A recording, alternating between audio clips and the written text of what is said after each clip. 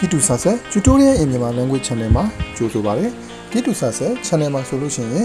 digital marketing ni jonya လုပ်ငန်းတွေတင်ကြားရေးလုပ်ငန်းတွေမှာလူစိတ်ဝင်စားမှုကိုအလွယ်ဆုံးနဲ့အမြန်ဆုံးရရှိနိုင်တဲ့ animation video ပြုလုပ်နည်းတွေ whiteboard animation video ပြုလုပ်နည်းတွေ 2D animation 3D animation video ပြုလုပ်နည်းတွေကိုကွန်ပျူတာနဲ့ရောဖုန်းနဲ့ရောအမြန်ဆုံးနဲ့အရှင်းဆုံးအလွယ်ဆုံးပြုလုပ်နိုင်စေဖို့အတွက်အကောင်းဆုံး software တွေကိုအသုံးပြုပြီးတော့မြန်မာလိုတဆင့်ချင်းစီရှင်းပြထားတဲ့ဗီဒီယိုတွေကို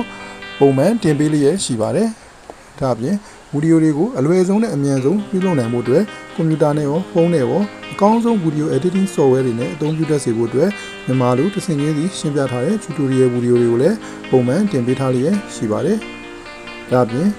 လက်တွေ့လုပ်ငန်းတွေမှာအသုံးတည့်မယ်